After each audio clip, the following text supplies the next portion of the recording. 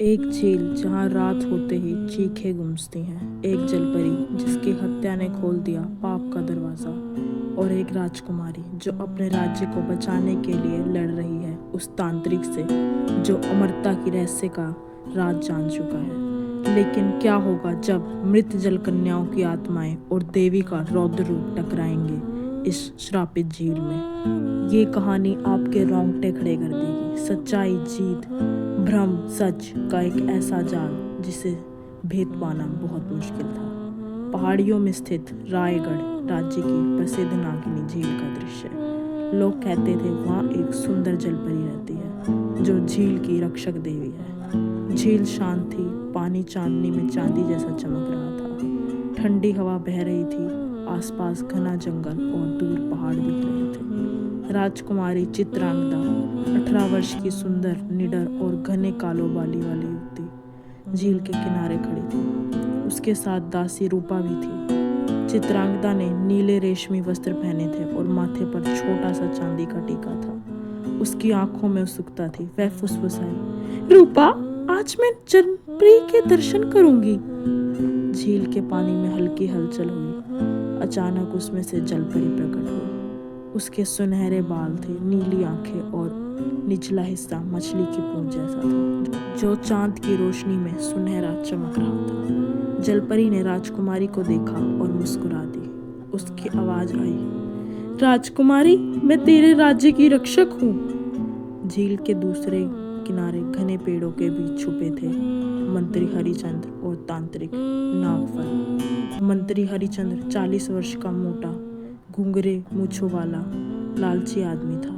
तांत्रिक नागफल लंबा, काला चोगा पहने, खप्पर और हड्डियों की माला धारण किए हुए खून जैसी लाल आंखों वाला था। नागफल ने कहा, यदि जलपरी का दिल निकाल लिया जाए तो उसका अमरत्व मुझे मिल जाएगा। अगली रात तांत्रिक नागफल अपने 5 चेलों के साथ झील पर यज्ञ कर रहा था। उसके चारों ओर हड्डियों के यंत्र बने थे। वह मंत्र पढ़ रहा था। झील से जलपरी निकली। उसकी आंखों में भय था। उसने कहा, तांत्रिक, मुझे मत मारो, झील श्रापित हो जाएगी।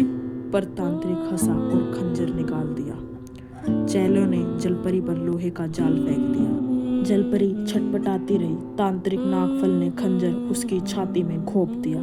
झील से भयानक चीख गूंजी। पानी तुरंत काला पड़ गया। चांदनी छुप गई। जलपरी की आंखें बुझ गई। उसकी मौत के साथ ही पूरी झील से सड़ी हुई बदबू आने लगी। राजकुमारी चित्रांगदा उस वक्त भी झील पर पहुंची थी। उसने जलपरी का शव और तांत्रिक को देखा। उसकी आंखों में आंसू और क्रोध था। उसने तलवार निकाली। पापी तांत्रिक, तुझे झील की देवी को मारा, अब देख तेरा अंत होगा। तांत्रिक हंस पड़ा। उसने काले धुएं का गोला राजकुमारी की ओर फेंका। जा, मैं तुझे श्राप देता हूँ, तू भी इस झील में ही मरेगी। राजकुमारी गिर पड़ी। तांत्रिक ने खप्पर में जलपरी का खून पिया। उसका शरीर आग जैसे जलने लगा। झील पूरी तरह स्वाहा हो चुकी थी। झील का पानी काला और बदबूदार हो गया। चांद काले बादलों में छुप गया। पेड़ सूखने लगे। आसमान में अपशकुनों के काले पक्षी मंडराने लगे। गांव वालों ने सुबह देखा तो झील के किनारे खून के निशान थे। डर से सब कांप उठे। इस बात को बहुत साल बीत चुके।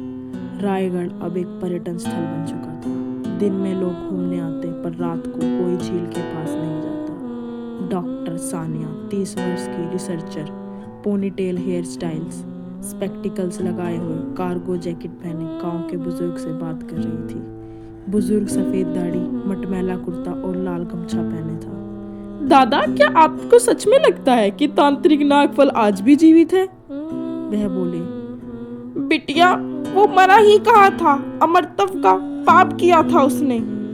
रात में डॉक्टर सानिया और उनकी टीम कुछ कैमरे लगाते हुए 2 युवक और युवती के साथ वहां बैठे थे। सभी ने काली जैकेट, हेडलैम्प्स और ग्लव पहने थे। कैमरे सेटअप का व्यू दिखता है। रात के 2 बजे कैमरे में नीली परछाई दिखी। रिसर्चर्स चौंक गए। झील के बीचों बीच एक सुंदर जलपरी खड़ी थी, नीली रोशनी में। अचानक झील से भयानक कंकाल जैसा तांत्रिक नागफल निकला। उसकी हड्डियों से काला धुआं निकल रहा था। लाल आग जैसी आंखें थी। रिसर्चर चीख पड़ा, ओह माय गॉड, ये क्या है? तांत्रिक नागफल ने हाथ बढ़ाया। उसकी हड्डियों से काला धुआं रिसर्चर की ओर गया। उनकी सांसें रुकने लगी, उनकी आंखें सफेद पड़ने लगी। तभी झील से राजकुमारी चित्रांगदा प्रकट हुई। वही लंबे काले बाल, नीली रेशमी लिबास, माथे पर चांदी का तिलक और उसके साथ जलपरी का नीला प्रकाश। नागफल, तेरा पाप कभी नहीं मिटेगा, तुझे तड़प ही मिलेगी। तांत्रिक हंस पड़ा। उसकी हड्डियों से काला धुआं निकलने लगा। उसने कहा, अब ये रिसर्चर भी मेरा भोजन बनेंगे। राजकुमारी ने तलवार निकाली। उसका सर नीली रोशनी से चमक उठा। तांत्रिक ने काले धुएं के गोले फेंके। राजकुमारी ने मंत्र पढ़े। बिजली कड़कने लगी। रिसर्चर गिर पड़े। पेड़ उखड़ने लगे। झील का काला पानी लाल हो गया। झील से जलपरी का भयानक प्रेत निकला। उसकी आंखें लाल, बाल खुले, निचला हिस्सा काले धुएं बदल रहा था। उसकी चीखों से झील गूंज रही थी, राजकुमारी, मेरा बदला लो, मुझे मुक्ति दो। तांत्रिक ने खप्पर में झील का लाल पानी और अपना रक्त मिलाया। उसकी हड्डियों से 2 बड़े काले पंख निकले। वह हंसते हुए बोला, अब मुझे कोई नहीं रोक सकता। तांत्रिक हवा में उड़ रहा था। राजकुमारी तलवार लिए खड़ी थी। उसका कवच टूट रहा था। रिसर्चर बेहोश पड़े थे। बिजली कड़क रही थी। पेड़ उखड़ चुके थे। झील से मृत आत्माओं की चीखें आ रही थी। कहानी यही नहीं रुकी। झील के ऊपर काले बादल गरज रहे थे। बिजली की चमक में तांत्रिक नागफल का भयानक रूप साफ दिख रहा था। उसके काले पंख, जलती लाल आंखें और हड्डियों से निकलता काला धुआं। राजकुमारी चित्रांगदा जमीन पर घुटनों के बल थी। उसका कवच टूट चुका था। उसकी तलवार की नीली रोशनी भी मध्यम पड़ रही थी। उसकी सांसें तेज थी।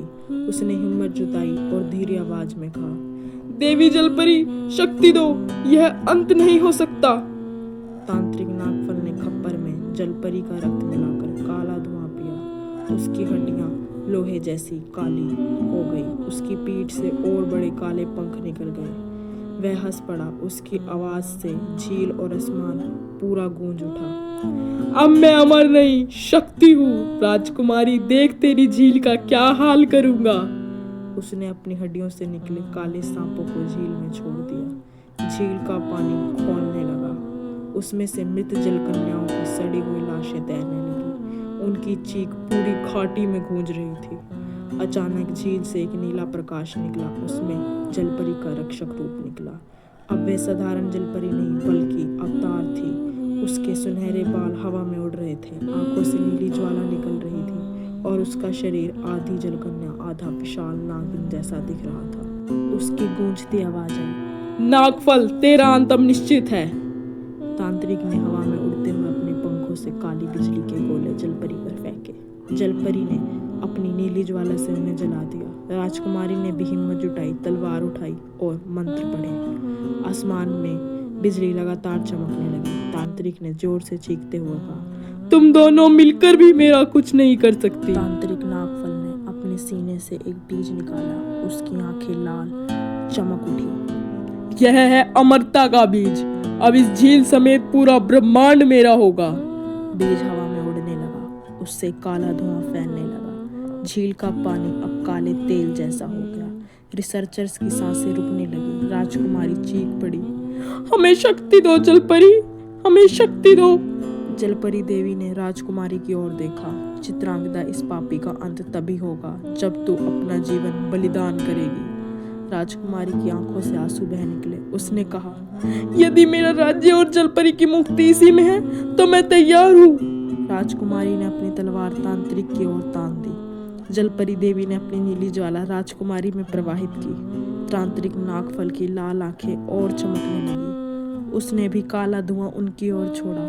पूरा झील का क्षेत्र भयानक काले तूफान से भर गया। भयानक चीखें और इसी के साथ साथ मंत्रों की गूंज, तांत्रिक की राक्षसी हंसी, सब कुछ मिलकर ऐसा लगा जैसे प्रलय आने वाला है। झील के ऊपर काले बादल और घने हो चुके थे। बिजली लगातार चमक रही थी। तांत्रिक नागफल के काले पंख और फैल गए। उसकी लाल आंखों से अब काले आंसू बह रहे थे जो जमीन पर गिरते ही आग में बदल रहे थे। राजकुमारी चित्रांगदा का शरीर नीली ज्वाला में चमक रहा था। जलपरी देवी का प्रकाश उसमें समा चुका था। नागफल, अब तेरा विनाश निश्चित है। तांत्रिक हंस पड़ा। उसकी हड्डियों से काले सांप झील के चारों ओर फैलने लगे। झील से मृत जलकन्याओं की आत्मा निकली। उनके चेहरे सड़े हुए, आंखें सफेद और बाल उलझे थे। उनकी चीखें पूरी घाटी में गूंज रही थी। हमें मुक्ति दो, हमें मुक्ति दो। राजकुमारी का दिल कांप गया। उसने आंखें बंद की और मंत्र को पढ़ने लगी। तांत्रिक नागफल ने हवा में उड़ते हुए जोर से मंत्र पढ़ा। उसके शब्दों से काले गोले निकलकर आसमान में घूमने लगे। पेड़ जलने लगे। रिसर्चर के शव भी काले धुएं में घिर गए। उनके चीखें सुनाई दी। अब ये झील नहीं, अब ये झील नहीं, ये मौत का कुआं है। राजकुमारी ने अपनी तलवार उठाई। उसके शरीर पर जलकन्या का चिन्ह और चमकने लगा। उसकी आंखों से आंसू बह रहे थे, पर चेहरे पर साहस था। मुझे शक्ति दो, मैं हार नहीं मानूंगी। तांत्रिक ने अपनी हड्डियों से एक काली खोपड़ी निकाली, जिससे खून और सांप बाहर निकलने लगे। उसने खोपड़ी से खून पिया और उसकी आंखों से लाल आग की लपटें निकल पड़ी। मैं अमर हूँ, अटल हूँ, अजर हूँ, कोई मेरा कुछ नहीं बिगाड़ सकता। झील से देवी जलपरी का रौद्र रूप निकला। अब वह पूरी तरह देवी लग रही थी। सिर पर नाग मुकुट, आंखों से नीली आंख, हाथों में त्रिशूल और तलवार, और उसका विशाल शरीर झील के ऊपर बादलों तक जा रहा था। नागफल, तेरा पाप अब समाप्त होगा। तांत्रिक नागफल ने काले बिजली के गोले राजकुमारी और उस जलपरी देवी पर फेंके। राजकुमारी ने तलवार उठाई और उस जलपरी देवी ने त्रिशूल तान दिया। आसमान काले और लाल रंग में बदल गया। झील से मृत आत्माओं की हजारों चीखें गूंजने लगी। रिसर्चर्स के शव हिलने लगे। ऐसा लग रहा जैसे पूरा ब्रह्मांड टूटने वाला है। झील के ऊपर बिजली कड़क रही थी। तांत्रिक नागफल हवा में उड़ता हुआ हंस रहा था। उसने लाल आंखों से काले आंसू गिर रहे थे, जो आग में बदल रहे थे। उसके काले पंख और भी विशाल हो गए थे, जैसे पूरा आसमान उसने ढक लिया हो। राजकुमारी चित्रांगदा का शरीर नीली ज्वाला में जल रहा था। उसके माथे पर जलपरी का चिन्ह पूरी शक्ति से चमक रहा था। उसकी तलवार अब और भी भारी लग रही थी। आज तेरी अमरता का घमंड टूटेगा नागफल। झील से हजारों मृत जलकन्याओं की आत्माएं निकली। उनकी सड़ी हुई त्वचा, सफेद डरावनी आंखें चमक रही थी। उनकी चीख इतनी भयानक थी कि रिसर्चर्स के शव हिलने लगे। तांत्रिक ने खोपड़ी से खून पिया और बोली, चीखो, रो, कोई तुम्हें नहीं बचा सकता। राजकुमारी ने आंसू पोंछते हुए अपनी तलवार आसमान की ओर उठाई और आवाज में पूरी घाटी कांप उठी। उसके शरीर से निकली सुनहरी ज्वाला, जलपरी देवी का रौद्र रूप उसके शरीर में समा गया। उसके बाल भी अब नीले प्रकाश से जलने लगे। तांत्रिक नागफल ने हड्डियों से जो काला चमकता बीज निकाला, उसे खोपड़ी के रक्त में डुबोया और जैसे ही मंत्र पढ़ा, रिसर्चर के शव उठकर काले सैनिकों में बदल गए। उनकी आंखें लाल और चेहरा बेजान था। अब मेरी अजय सेना तुझे कुचल देगी राजकुमारी। राजकुमारी के चारों ओर नीली आग की दीवार बन गई। उसके शरीर दो चमकते हाथ निकले और जैसे एक अवतार स्वरूप निकला। उसने तलवार घुमाई और बोली, आज तेरा अंत होगा या मेरा। झील से जलपरी देवी प्रकट हुई। उसका नाग मुकुट, नीली आंखें, विशाल त्रिशूल देखकर तांत्रिक भी कांप गया। नागफल, तेरा अंत आज यहीं समाप्त होगा। तांत्रिक ने जोर से चीखते हुए अपने काले पंख फैलाए। राजकुमारी और देवी ने एक साथ उस पर वार किया। झील का रंग लाल हो गया। आसमान से हड्डियों की बारिश होने लगी। मृत आत्माओं की गूंज पूरे झील को गूंज से भर दी।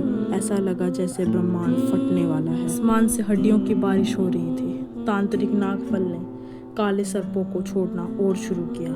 राजकुमारी चित्रांगदा और देवी लगातार उस पर प्रहार कर रही थी। जलपरी देवी की आवाज गूंजी, तांत्रिक, अब तेरा अस्तित्व समाप्त होगा। तांत्रिक नागफल हंस पड़ा।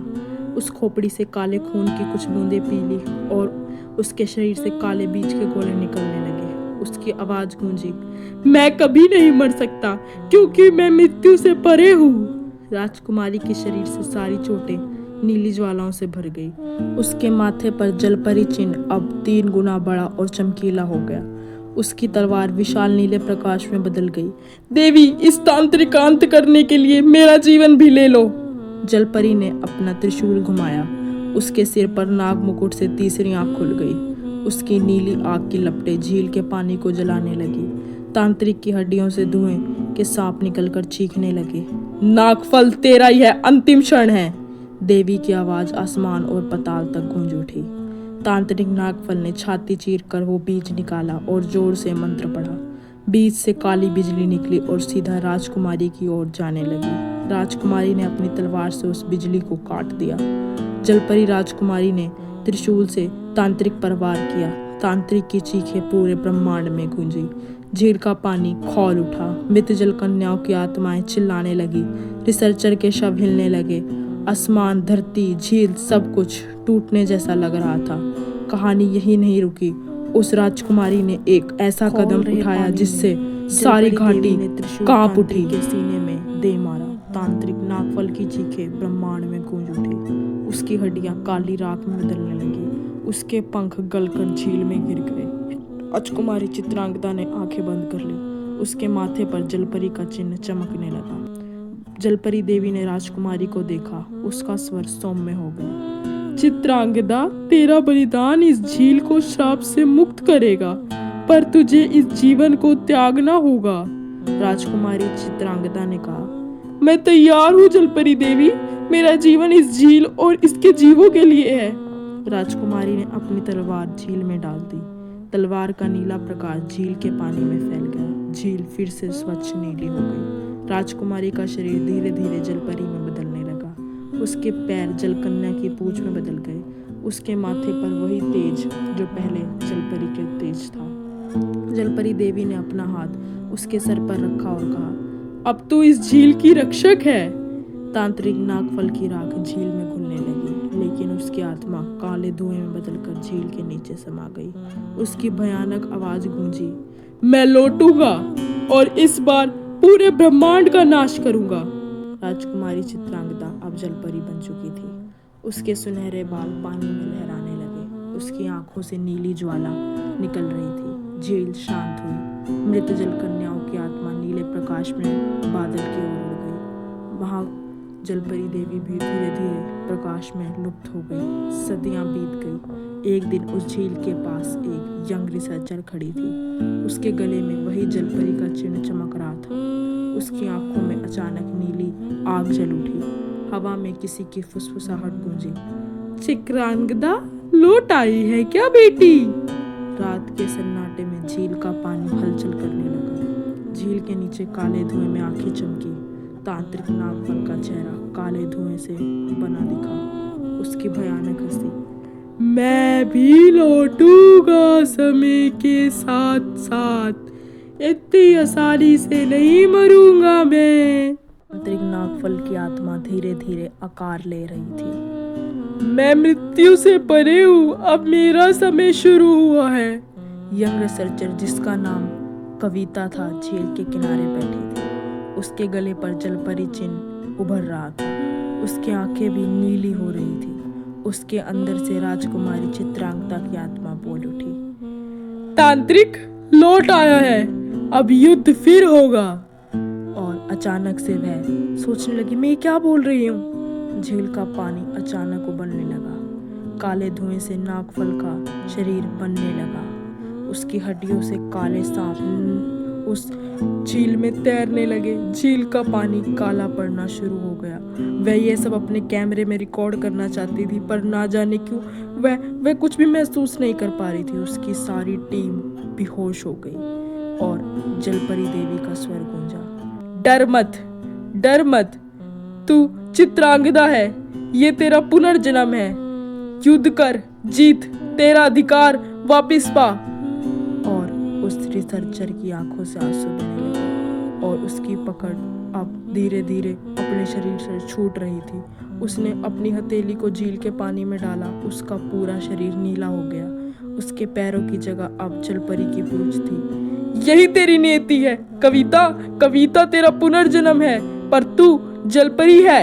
इस झील को फिर से शाप मुक्त करने के लिए उसको ये रूप लेना पड़ रहा था और वह उसके लिए बहुत ही भयावह था।